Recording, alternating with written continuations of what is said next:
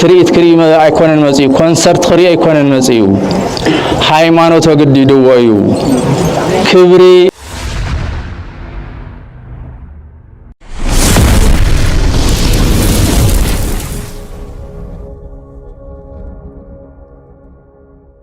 صادقس كما بقلت فري ويبزه كما زغبا زليبانوس تكولان امونتو سويت እግዚአብሔር صادق كما زغبا ليبانوس يفري إلى قدس داويت أمزمرو خمس نجارنا زيو بحمشاي كفل زمن زت مسرة قدامنا عبد كم عامت كورو حليو بزيون صادق وربنا أونا رجاوي خمس قدس داويت زبلو بدحر يوم تختلتم كم زقبا ناي ليبانوس نافرين نأببه خبر حليو حزون أبوتات قدام أبو وزيز اللو ناي قدام كبر حليو ليتن كثرن بصلوتن بمهلان كاولد ولدو ناتم حلالفه ناي እግዚአብሔር هجن كبرن حليوم نانور يوم موز على الكدان زيو أكلنا بركة هدر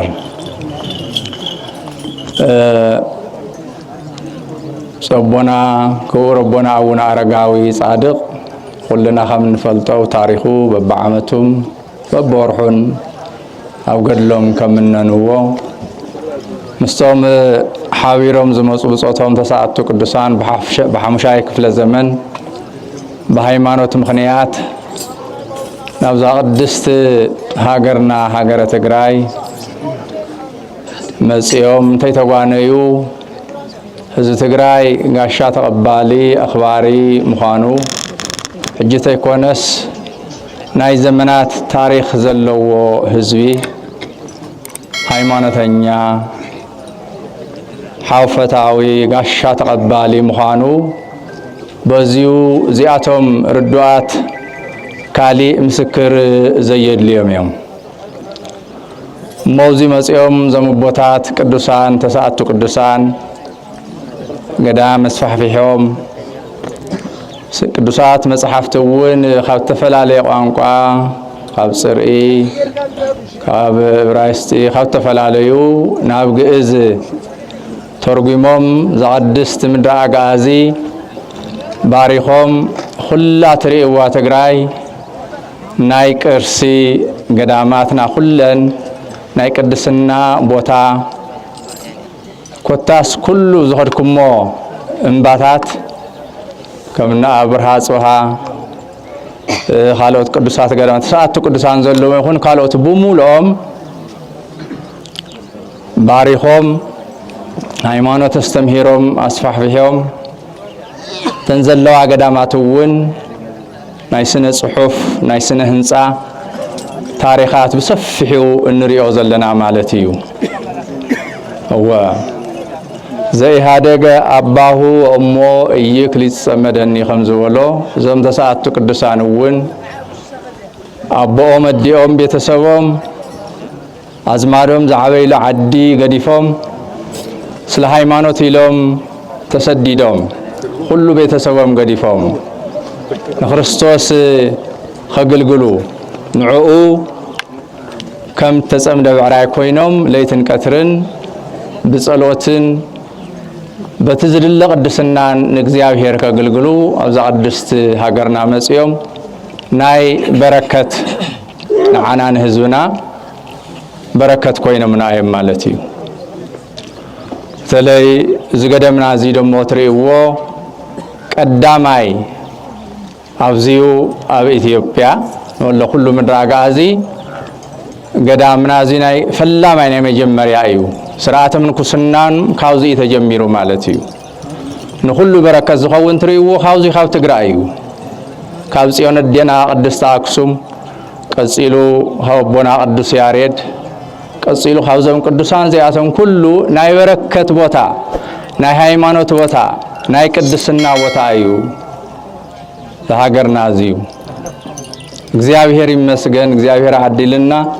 ዝጸጋታትና ግን خنستوعሎ ዝኽብርታት ዚኹን ሕልዎ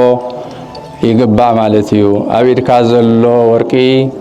ከመዳብ ይቁፀር ከም ዝብልዎ እዚኦም በቱሪስት መስሕብ ጥራሕ ኸይንሪኦም እዚኦም ናይ ቅድስና ቦታ እዮም ኣብዚ መጽንሄ ህዝቢ ኣብ ታሕቲ ጀሚሩ ሁሉ እንሄ እንታይ ደሊ ይመጽዩ በረከት ደሊ እዩ እግዚአብሔር ደሊ ይመጽዩ እዚ ናይ በረከት ቦታ እዩ ናይ ቅድስና ቦታ እዩ ነቶም ቅዱስ ውጹእ አቦናውና አረጋዊ ተውሃቦም ቃል ኪዳን በረከት ክረክብ ይመጽዩ እግዚአብሔር ካብ ልቡ ደሊ ይመጽዩ እዚ ህዝቢ ትሪእዎ ተአምር እዩ በሐቂ አፍቲ ውደት ክንገብር እንተለና በተኸልቀል ኮይንካ ክትሪኦ ታሕቲ ዘሎ ህዝቢ እውን ኣብ ላዕሊ ዘለውን ማለት እዩ እዚ ትርኢት ክሪ ኣይኮነን መጽዩ ኮንሰርት ክሪ ኣይኮነን መጽዩ ሃይማኖት ወግዲድዎ እዩ ክብሪ በረከት ደሊ ይመጽዩ እግዚአብሔር ከአቶም ካብ ልብ ከምዚ ገይሮም እግዚአብሔር ዝደልይዎ በረከቱ ይሂቡ እና እግዚአብሔር አምላኽ ናይቶም ጻድቕ በረከተ ኩልና ሄደር ሞዝ ኸበርኩም ናይ እግዚአብሔር ቤተሰብ በሐቂ ትግራይ ከምዚ ትሪእዎ ከምዚ ሕዚ ዘለናዮ ካብ መከራ ወፂና በትመከራ ጊዜ ውንስ ክንሓልፍ ኢና ኢልና እኳ ኣይሓሰብናየን እንታይ ደኣ እግዚአብሔር ግን ናይዞም ቅዱሳን አቦታት ጸሎት ናይዞም ገዳማውያን ዚኣቶም በየካባቢ ዘለው ገዳማትና ለይትን ቀትርና በእግዚአብሔር ጽልዩ ዘምናይ አቦታት ጸሎት እኮ እዩ ዝብጽሕና ንዘሪኹም ክንተርፍ ዝገበረና ከምቶም ዝሓሰብልናማ ታሪኽና ይኹን ሃይማኖትና ይኹን ኣብ ትሕቲ መሬት ተቐቢሩውን ተኳዓይሱ ኸይርከብ ተባሂሉ ተሓሊምልና ተነጊርልና ኮይ ነይሩ እግዚአብሔር ግን አይገድፈናን ተመቦታትና ሁሉም ለይትን ቀትርን በሰዓታት በዳዊት በሁሉ ጸሎት ጽልይዎ እንህዝብና እንሃገርና በረከት እዩ ገዳማትና ክንሕልዎም ክብሩ ክንሕልወሉ ዝግቦን ቦታውን አስራትና በኹራትና ክነውጽእ ይግባእ ንዓና እዮም በጸሎት ኩሉ ጊዜ ተጠዊሎም ንርሶምማ መነኩሴ እንታይ ኣለዎ ብንእሽተይ ህይወት ዝነብር እዩ እወ ስለዚ እዚ ክብርና እዚ ክንሕልዎ እዚ ቅድስናና እዚ ክንሕልዎ ይግባእ ታሪኽና ብዙሕ እዩ ተፈልፊሉ ዘይውዳእ እዩ እዚ ህዝብና መከራን ኣሎ ካብቲ መከራን ስቃይን ክወፅእ ንሕና ብእውነት ናይ አቦታትና ሃይማኖት ክንክተል ይግባእ ትሪእዎ ዘለኹም እዚዩ በሓሙሻይ ክፍለ ዘመን በተሽዑ ጊዜ አቦታትና እንታይ ዝመስል ስነ ህንጻ ከም ዝሃነጹ ይረአየኩም ኣሎ ሳብ ሕዚ እኳ ሓንቲ እምኒ ጥበ ይበለትን ዝገርም ስነ ጥበብ ዝገርም ፍልጠት እዚ ሕዚ ብዙሕ ሰልጠኑ ምዕራባውያን ዘይበጽሕዎ አቦታትና በጽሕሞ ነይሮም ብዙሕ ጊዜ ስልጣኔ ኣብ ሓደ ዘመን ልዕል ይብል ሓደ ዘመን ትሕት ኢል ከም ግሪክ ጣልያን ቀደምቲ ነይሮም እንተኾነ ግን ሕዚ እና አሜሪካ ካልኦት እዮም በቴክኖሎጂ በሊጾም ዘለው እና ንሕና ዝናይ አቦታትና ወንን ስንቅ ጌርና ቀዳማይ ሃይማኖትና ክንኽብር ክርስትናና ብስምንተ ይኮነ በእውነት ክንነብር በሐቅ ክንነብር ይግባእ ከምዚዩ ነዞም ቅዱሳን አቦታትና መጽና ንግደት እንመጾ ክብርን ንረኽቦ ኣብ ኩሎም ገዳማታትና ከም ጌርና እናኽበርና እቲ ዝግባአና ናይ አቦታትና ናይ መንበረ ሰላማ ቅዱሳን አቦታት ዘመሓልፍዎ ናይ ገዳማውያን አቦታት ዘመሓልፍዎ ቃል በብኣጽቢ ዘለው ካህናት ንስሐ አቦታትኩም ዝመኽርኩም ምኽሪ ሰሚዕኹም በሐቂ በእውነት ክትነብሩ ይግባእ በንስሐ ክትነብሩ ይግባእ በቅዱስ ስጉእና ብኹር ደሙ ክትነብሩ ይግባእ ዋንኡ ንሱ እዩ ካብ ስርቂ ካብ ጉሕለት ካብ ምንቅነት ካብ ክፍኣት ርሒቕና ካብዚ ክንነብር ይግባእ ብኻልኣይ ህዝቢ ትግራይ ሰራሕተኛ እዩ ናይ ስራሕ ሰብ እዩ ጻዕራም እዩ ሰሪሑ ዝነብር እዩ ሕዚ ዘለናየ ግን ኣብ ቅልውላው ዘመን ዘለና መናእሰይና እውን ስደት ተፈናቀልትና እውን أو كندا أبزلوا مراحتنا ون أو قلولاو زلوا جزئيو أبزيو حادنتنا خنا ستم يقبع حادنتي مخنياتو راهمهم زمتساعة تقدسان بحدا يوم بمحبر بحدا خوينا من مسيوم بحدا خوينهم ጓደኝነቶም መጽኒዖም ናብ ቅድስት ከተማ አክሱም መጽዮም እንዛ ቅድስት ትግራይ ትሪእዋ ዘለኹም በሃይማኖት በጸሎት በስነ ጥበብ በሁሉ በአርኪቴክት ወልዎ በዚሁ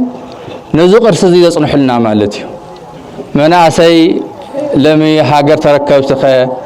እንታይ አይና ክንገብር ካባኻትኩም ዝሕሎ ብዙሕ ኣሎ ማለት እዩ ብዙሕ ካባኻትኩም ይሕሎ